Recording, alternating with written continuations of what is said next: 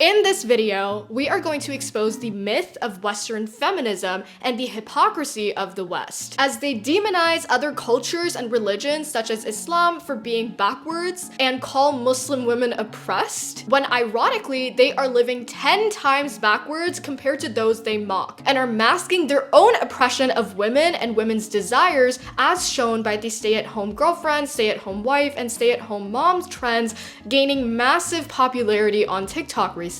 We will also be exploring how we went from abusive husbands and systematic oppression to the shackles of corporations and discreetly oppressive systems. And we still have a long way to go because an entire generation of women in the West were sold a lie that ultimately only benefited the patriarchal, misogynistic, and capitalistic systems around them. We are finally opening our eyes and taking our power back. Welcome back to Becoming DISScomfortable, a Gen Z podcast dedicated to preparing you to step into your light and become the best version of yourself. I'm your host Lyla, and let's get into it. The reason I'm making this video is because of my unique position, being born into a Muslim family whilst growing up and being raised in the West. Having attended school in Canada all my life, I acknowledge my privilege of being given access to high quality, top tier education. So I hope I can offer a nuanced and informed perspective on this topic. And I do not believe in gatekeeping knowledge. I believe to be a girl's girl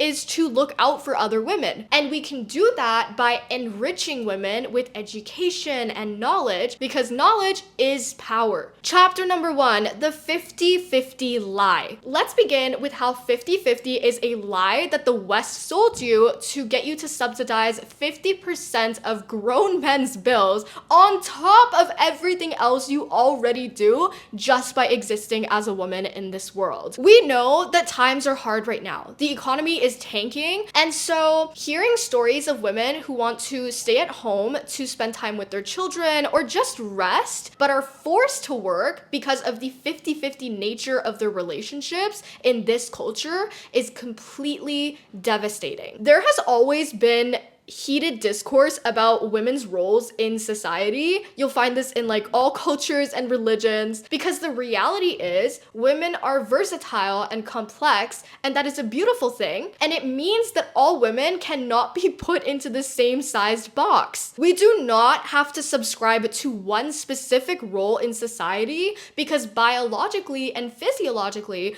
women are limitless. We are capable of being mothers and giving birth to new life, sure, but we also have beauty and brains that let us dominate the healthcare system, light up this miserable world with beautiful art. Women make up a huge chunk of the workforce. We hold families together and allow communities to flourish. And those are just some of the examples I can come up with right now at the top of my mind. So when you create a system where in order for a woman to be granted her freedom, she has to subsidize 50% of the bills, you are oppressing her and taking away her ability to choose how she wants to contribute to the world through her strengths. And this is why so many women have been gravitating towards trad content, the stay-at-home girlfriends and wives and moms whose partners are paying for their lifestyles, because so many women in the West are being robbed of this choice. That is the reason why these videos are going viral and gaining so much traction. And I'm gonna show you how Islam not only honors this choice, but allows women to thrive on their own terms. Due to the versatility of a woman's roles and the enormous sacrifices that come with childbirth and homemaking, she must be given the choice to do what she wants. Whether that's becoming a homemaker and having the ability to stay at home with her kids without worrying about putting food on the table, or being a boss babe CEO, or climbing the corporate ladder to further her career, or both, or neither. It is the woman who deserves this choice because she already cannot choose when it comes to childbirth. Being a mother is incredible, and I would argue that mothers have the most important job in the world, hands down. But we need to acknowledge that this is an enormous sacrifice on the woman's part, and that she must be compensated for the sacrifice mentally, physically, emotionally, and financially. And actually, even before childbirth, like, can we talk about periods and how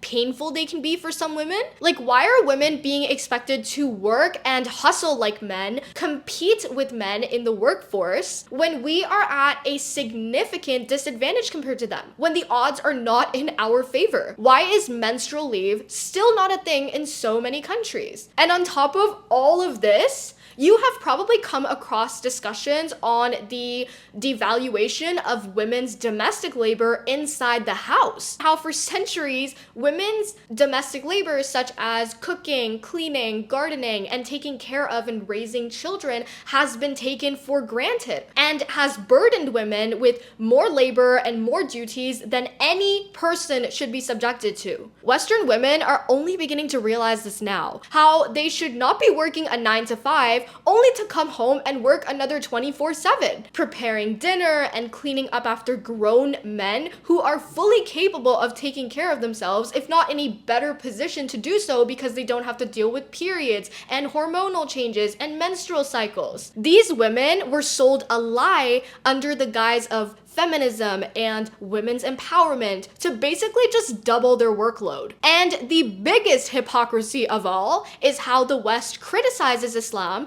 and claims that Muslims oppress their women when Islam actually solves all of these problems. Because in Islam, there is literally a law that says his money is hers and her money is also hers. Meaning, as this is a literal law, if he does not oblige, he is sinning. So Islam doesn't allow for deadbeat bums to become husbands and fathers, which, by the way, is a privilege. It is a privilege to marry and gain access to a woman. It is a privilege to become a father, not a right that every man is owed. Do you know that men actually are deemed more trustworthy when they are married? That is why all of the United States presidents got married, because they are seen as more trustworthy by society when they get married and when they have children. A man is more likely to be hired. You are basically helping him further his career. You are helping him gain better financial stability. You are helping him increase his value in the world because you are already valuable. You are giving him so much more than you have been conditioned into believing. And that's not all, because not only does a husband have to provide in Islam,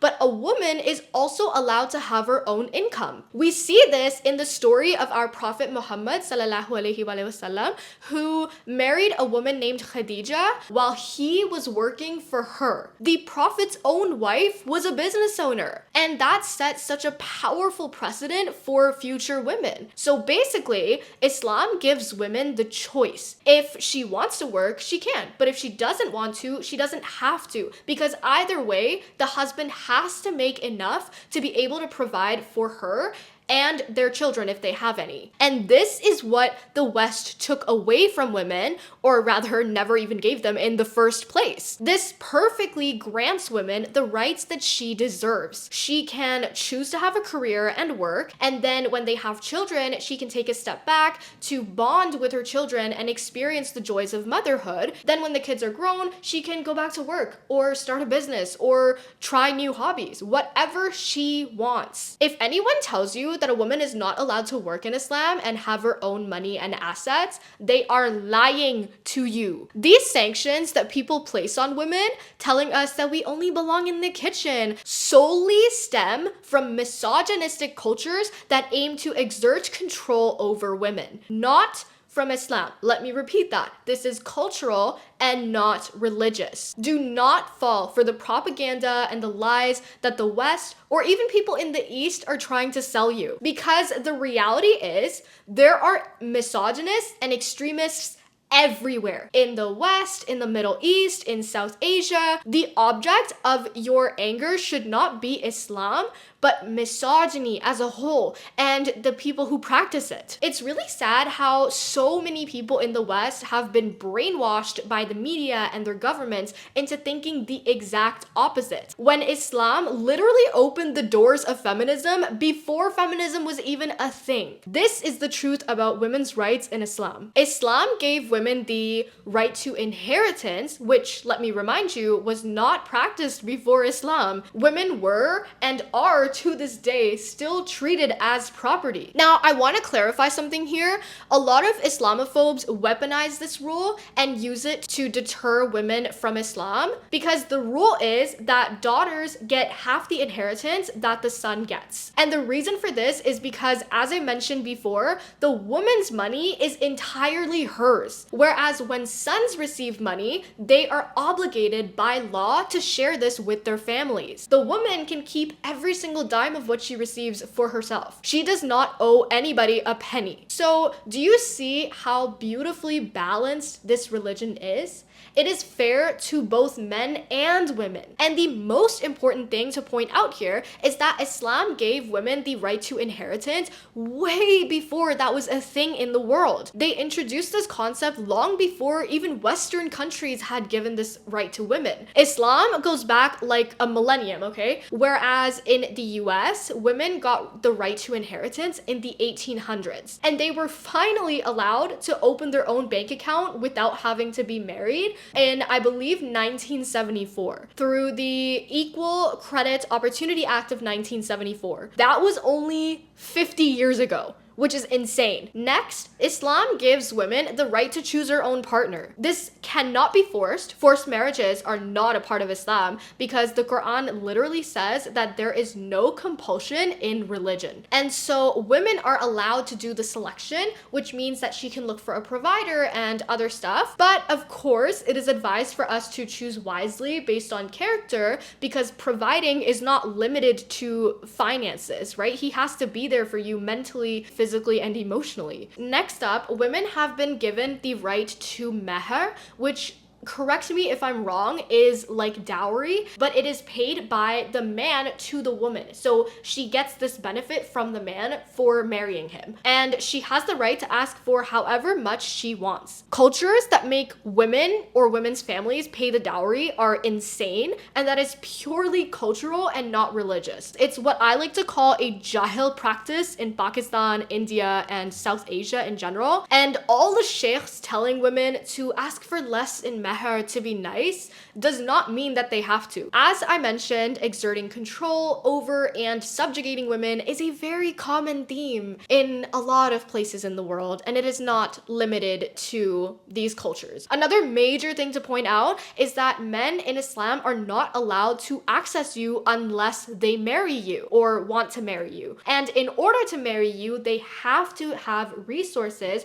to ensure your safety and protection, which is something Western women no longer have the privilege of choosing, since these next waves of feminism have only made men's lives easier by relieving them of the obligation to provide. And FYI, just because not everybody follows the rules does not mean that they don't exist. The sheikhs in Saudi, for example, we don't claim them, or the kings in Iran. Instead of coming for the religion that granted women their freedom, direct your anger towards the roots of the problem. Patriarchy, misogyny, capitalism, and bad men that want to exert control over good men and women. Bad men can be everywhere, like that awful speech the footballer gave at that Catholic school. Men like him who throw a ball for a living and then have the audacity to dictate women about their roles in society. This, my friends, is how Islam says to treat women. We go based on equity. Obviously, men and women are equal in Islam, but they are different. And this religion not only respects those differences,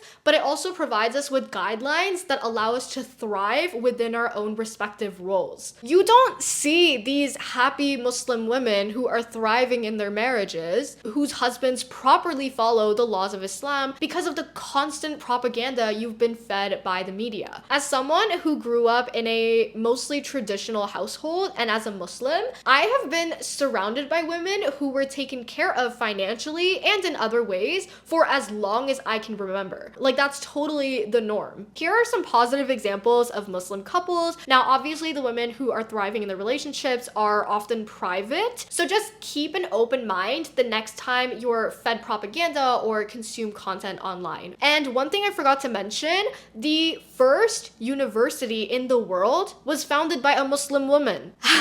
How can Muslim women be oppressed when they have been granted so many rights, when we have so many examples of powerful Muslim women in our history? It doesn't make any sense. The math is not mathing. Now, I'm a teenager, so obviously I'm still a bit too young for this topic of marriages and children, but I think it's so important for young women to learn this as soon as possible so you don't fall into the same traps that women before us experienced. Alhamdulillah, I have been able to avoid it so far because I learned from the mistakes of so many older women before me. Speaking of older women's mistakes, let's talk about hookup culture. And as El Ray on Manifestal, my favorite podcast, said, hookup culture is literally psychopathic. Giving men free sex without having to bear the responsibilities that used to come with it? Hello? Who thought that would be a good idea? No wonder masculinity has gone to hell in some parts of the world. In her podcast, Elle talks about how men bond through a hormone called vasopressin, which makes them like to struggle and solve problems. And this is why so many traditional older women will tell you to let men solve problems for you. Let them do things for you because they like to. Good men are literally wired to want to help you to make your life easier. I've actually noticed this. Like when I go outside in public, I notice this all the time. Men really like to help. It's also obviously more meaningful for them when you're not easy to get. And no, I'm not telling you to play games and act like you're hard to get. I'm telling you to be hard to get because you understand how valuable you are. So anyways, now that Western women have been giving these men all the goodies away for free, they have no incentive to give us what we crave: mental, physical, emotional, and financial stability. And obviously, this is not a justification for the shitty behavior from these bummy men, but it does provide insight into why they are slacking off so horribly. And the worst part is the illusion of the fact that everything is equal when it is absolutely not, because the risk factor for men and women is absolutely not the same. When they do the deed, it is so much easier for men to just walk away. Whereas for women, as we've seen time and time again with teenage pregnancies, women can walk away with pregnancies, a permanent alteration to their bodies, hormonal changes, attachment and bonding without reciprocation. Hookup culture is simply a recipe for disaster, and it harms both men and women. Another thing to highlight is the fatherlessness crisis in North America, which is causing so many mothers to basically have to be married single women. They have to take on most of the mental, physical, emotional, and even financial burdens of raising children, whether it's deadbeat fathers, NPC fathers, so like they're in the house with the kids, but they're mentally, physically, and emotionally absent, abusive fathers, fathers that are addicted to alcohol and drugs. I have seen TikToks of kids wishing that they had sober dads. There are so many stories of women who have had to deal with psychotic boyfriends and husbands because of their poor drinking habits. Because this is so normalized in their culture, drinking and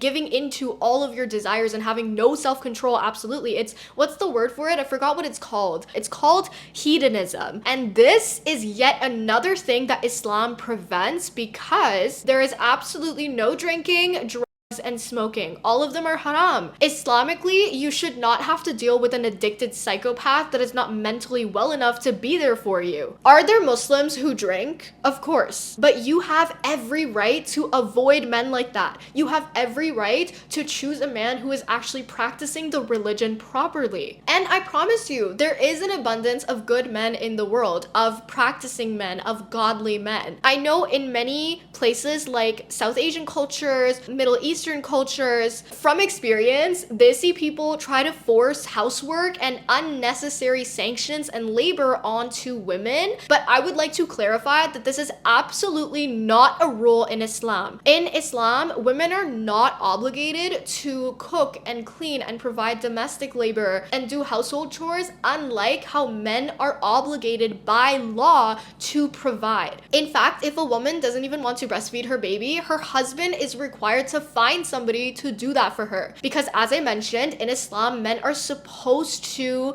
be there for you. They're supposed to take care of you, not just financially. Financially is the bare minimum. It's literally the law. And as aforementioned, this is because Islam gives women the choice to do whatever they want. So all these desi aunties who are shaming young women for not doing enough chores in the house or making their son do all the chores are simply a bunch of pick-me's, and I feel really sorry for them. These women were dealt really bad cards. As I mentioned above, women only got the right to their own bank account just 50 years ago. Even like 20, 30, 40, 50 years ago, life was a lot different. The way society looked at women and women's freedom and women's rights was a lot different. During this time, these women did not have nearly as much access to all the amazing opportunities and resources and education that we have available at our fingertips today. And this is why they are forever stuck in their pick-me eras, because now they see women refusing to take the same bullshit that they tolerated from these men for years and years. And now, because they see it happening, they don't know how to comprehend the fact that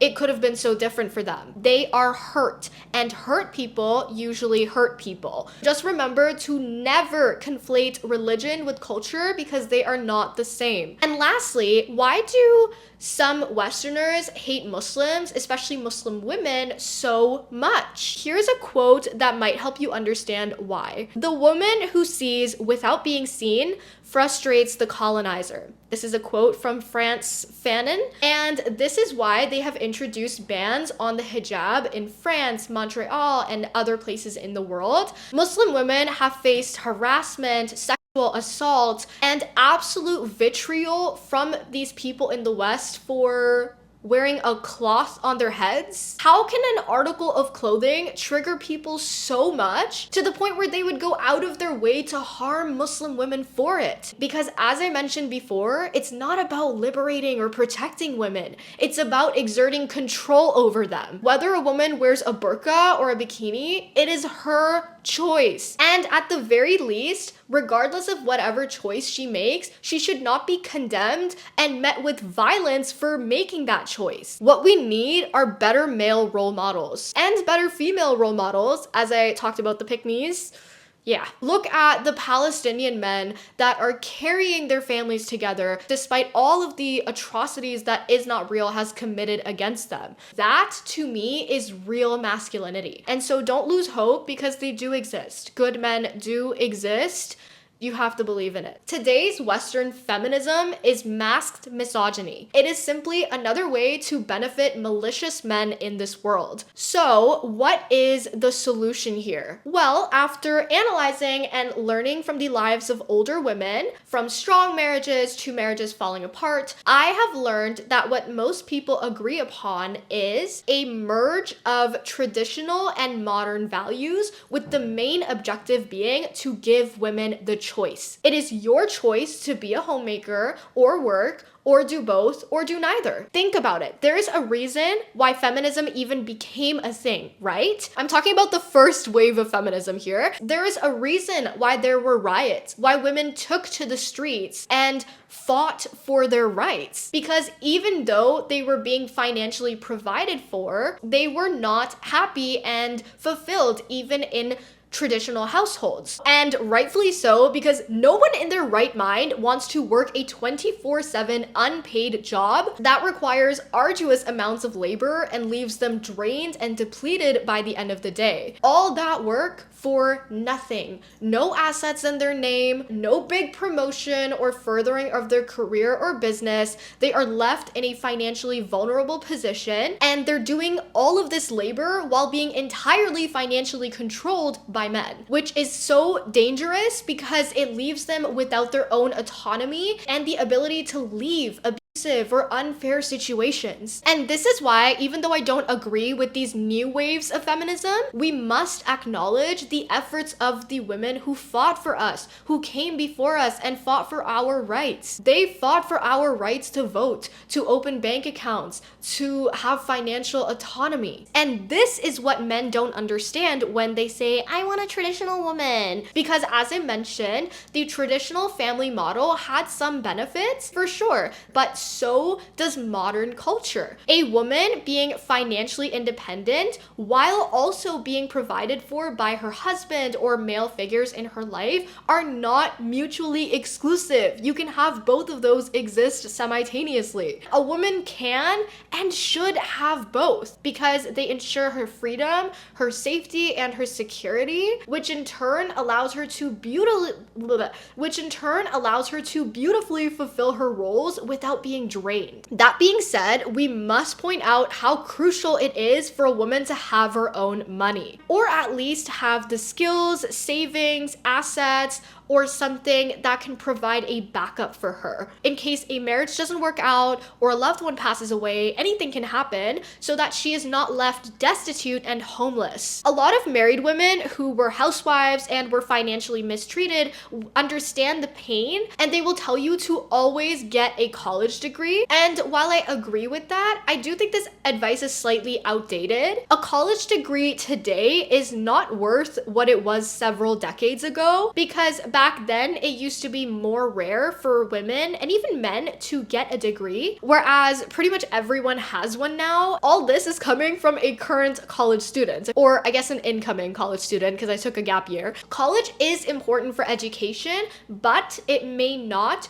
guarantee your financial security immediately, because a lot of employers today look for work experience, and when women step out of the workforce for various reasons such as having children, when they come back they basically have to start all over again from zero. I can do an entire segment on whether or not college is still worth it for women in another episode if you guys want, but this is why financial literacy is also super important, because it's not just about making money, but also maintaining and managing it. I'm working on building a resource for the girlies that seek financial freedom outside of the traditional conventional pathways, because as I mentioned, some of them are a bit outdated now. So if you want first access to the details, then just fill out the form down below. It's called Generation Self-Employed, or GSE for short. The link to that is in the description, and it will be out in a few months. Going back to merging traditional and modern values to create successful relationships, I think women need to educate men on how to deal with financially independent women, because I think even the good ones might be a little bit confused, and in their position I would kind of be too, because I think for a lot of us, while we can be independent, we are also not opposed to giving our hearts to good, kind men. So I think mothers today should emphasize teaching their sons how to be better men, how to respect women, and how to care for a woman even when she can take care of herself. If anything, when a woman has financial freedom and she's not dependent on you for money, that shows the man that she really wants to be with him, you know? Like, we don't need you, but we want you. That's like a compliment. That's an even bigger compliment. If the woman's desires and needs are addressed, when she feels heard and seen, she will not only thrive on her own, but will also bring light and joy into everyone else's lives. That's why they say, happy wife, happy life. That is all I have for you today. If you enjoyed this video, please make sure to leave a like and hit the subscribe button so that the algorithm can push this out to more lovely ladies. The more women fight for their rights, the faster we can collectively see change. Don't forget to check out my main channel if you like books or want to see the behind the scenes of my life in Toronto, and make sure to join our Discord community if you like books, wellness, and most importantly want to meet other young women to grow with. The link for that will be in the description. And if you want to listen to Becoming Discomfortable on the go or while you're cleaning your room or something, the podcast is also available on Apple and Spotify. You can check out the links for those in the description. And I will see you in the next episode.